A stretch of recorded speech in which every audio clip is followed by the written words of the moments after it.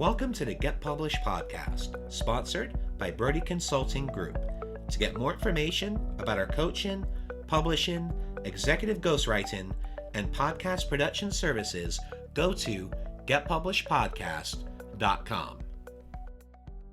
Hello, I am Paul Brodie, and thank you for joining us for another episode of the Get Published podcast, where we help authors get published with a proven system that works. Today, we are being joined by Dr. Stacey Cooper, author of Heal Your Health, Nourishing Your Mind, Body, and Spirit Naturally. Dr. Stacey, welcome to the show. Thank you so much. Are you ready to get started? Of course, I'm always ready. All right. Question number 1. What is the one piece of advice that you would give to a first-time author who is currently writing their book? Well, you know, Paul, the funny thing is that I never considered myself to be an author or an artist. And, you know, it's funny how we label ourselves.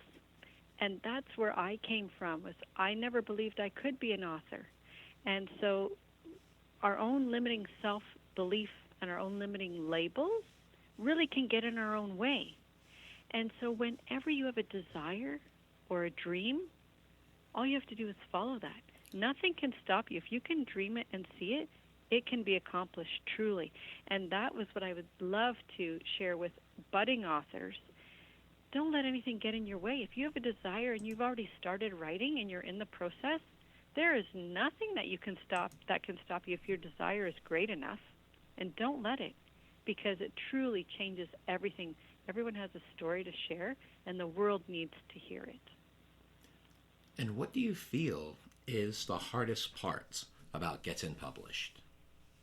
Well, I'm a 3-time published author now and an international #1 best-selling author. So whether to be self-published or finding a publisher, for me it was easy because I had the opportunity to meet with and to work with a great publisher even before I started writing. So my journey was a little bit different because maybe perhaps a lot of authors will start writing first and then have their manuscript and have this thing ready and available and not know what to do with it or where to go. So that would certainly be a different journey than what I was on, because I had the opportunity to meet publishers first and then write. And so that was really a wonderful process. And that's what I really recommend to those who are thinking of writing, is find a great system, because that's really going to solve all of your problems and publishing won't be an issue at all. And I love that you mentioned that. I'm a huge believer in systems. That's how my publishing company was built. Everything systemized, because once you have those systems in place, it just makes things so much easier. That's exactly what I found. Utilizing a system of someone who's already been there, done that, and accomplished what you want to achieve with publishing your own book. Why would you bat your head against the wall trying to figure it out yourself? Follow someone who's been there and done that and utilize their system, because you know it works because they already have a published book. Absolutely. Well, let's talk about marketing. So please share a marketing strategy that you have used in your book launches that has worked well. Well, Paul, I tell people I am a chiropractor. I am not a marketer. I was not an author, but I am now. So marketing really can be a challenge to me. And one thing that I came up with, and I was just sharing this on my monthly mentor program that I utilize, is I have a chocolate cake that I make, which is absolutely healthy and delicious, and it travels with me everywhere that I go, because what's life without dessert? And I show people how they can fuel their body better by making things just a little bit differently. So not only do I have the draw at events and expos and networking events with my cake on the table, but another marketing tool that I have used is they can receive the recipe of the cake for free by scanning to win. So I've utilized a QR code, and it works great for iPhones. And if people are using Androids, then I'd be sure to have the URL that they can just type right into their browser. And this is a way that people can then opt into my list, and I have a great prize for them to win. So sometimes that prize may be my healthy shopping blueprint, or that prize might be $100 cash value. And so that will draw them in regards to book launches and events where you have a table or a booth set up where they can scan to win. They just click on, scan the QR code. That then leads me to be able to capture them in my lead capture page, and then they're also entered into the draw.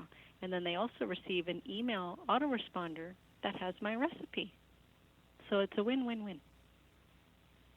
Excellent, and I love that. Believe it or not, before the show, we were talking about you being episode 444, and this episode going out on Thanksgiving, and you were the first person we've had on the show that has talked about using QR codes. And I love the fact that you've brought that up, because it really is a tool that people don't utilize enough, in my view. It's a simple tool, and again, I am not a tech-savvy person. I started my online business 5 years ago, and at that time, I did not have a laptop. I only used my computer for email because we're in the country and we were on dial-up, and I didn't even know how to surf the internet, let alone know what my website should be looking like or what the function of my website should be. And so my learning curve has been an exponential leap. And, when someone threw QR codes at me, I'm like, what the heck? I've learned so much already. This can't be hard. And I designed my own. You can custom color it. You can put your own logo in it. And it was so easy. You just have to test it and make sure it goes where you think it's supposed to go. Test it first before you then broadcast it all over your social media and your papers and, whatever. So test it first, but other than that, it was quite easy to use. Well, and all the person needs to for their phone, I think on iPhone, it's automatic, right? They take a picture of it and it already connects to it. Well, actually, with an iPhone, you just open the camera, put it towards the QR code, and it will automatically take you to the website. Mm-hmm. You don't have to take a photograph of it or anything. It'll automatically pop up the gray bar at the top of your phone. You tap the gray bar, and poof, the page opens. I love that. It's so simple. It is so simple. Well, speaking of books, I'd like to know, what is your favorite book, and what was the number one thing that you learned from it?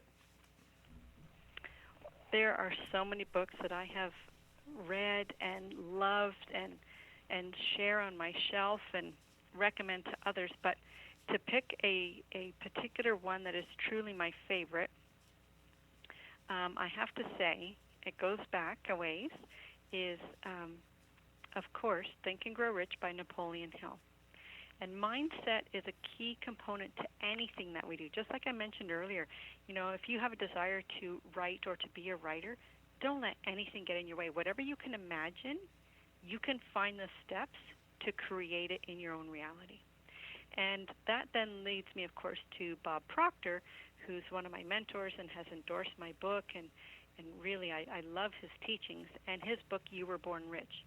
And so I'd love to share with you just a short poem that Bob Proctor has shared in You Were Born Rich, and this is from the chapter, The Image Maker. And again, making up your image and what your beliefs are, right? So here we go. It's up to me. I get discouraged now and then when there are clouds of gray, until I think about the things that happened yesterday. I do not mean the day before or those of months ago, but all the yesterdays in which I had the chance to grow. I think of opportunities that I allowed to die, and those I took advantage of before they passed me by. And I remember that the past presented quite a plight, but somehow I endured it, and the future seemed all right. And I remind myself that I am capable and free, and my success and happiness are really up to me. And that's by James J. Metcalf. And I also utilize Bob Proctor's quote in my book in Chapter 2 of Nourishing You.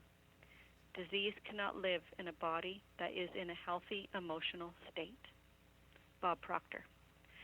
So your image, your thoughts, how you see every situation, you have a choice every single moment of every single day of every single opportunity that presents itself.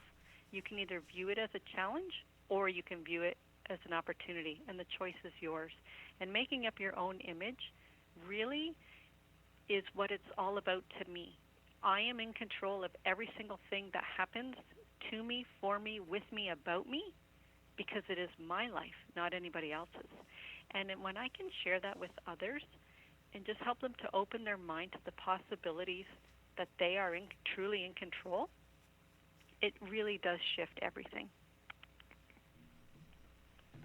Well, I really appreciate you sharing that, and I love that, because at the end of the day, it's all about you, and it's about how you view your life and your mindset. And that's a great example of training your mind too, because we're just talking about training your muscles by going to the gym and everything, but at the end of the day, you've also got to train your mind. And that example that you gave would be a wonderful example for people to train their minds with that. And I would love for our listeners today on Thanksgiving, and having this be episode 444, that is such a magical number, to give thanks and to open to the possibility of what is possible in your life if you just decide to choose differently. Viktor Frankl was a psychiatrist and a survivor of Auschwitz, and he chose to not let his situation or what was being done to him affect his mind or his outlook.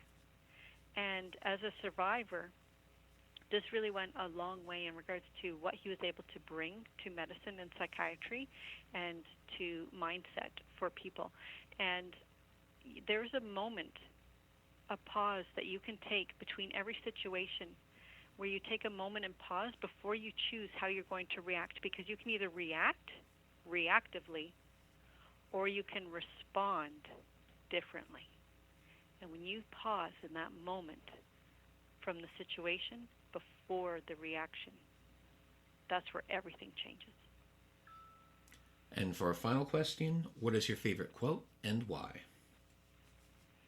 Oh, my favorite quote? Mm-hmm.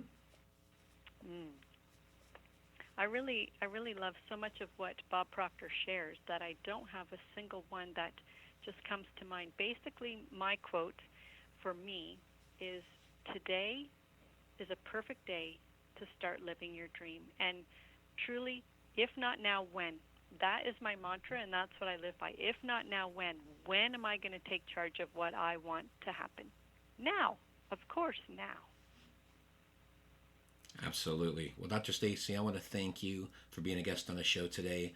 What is the best way for people to find you online? The best way is at drstacey360.com. So that's drstacey360.com.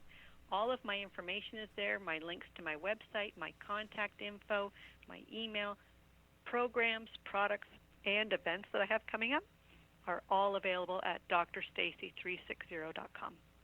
Dr. Stacey, thank you once again for being on the show, and I wish you all the best in your author journey ahead. Thank you, Paul, and I wish you a wonderful Thanksgiving. Thanks again for joining us today. To learn more about how you can be featured in our brand new Get Published business book, go to getpublishedpodcast.com.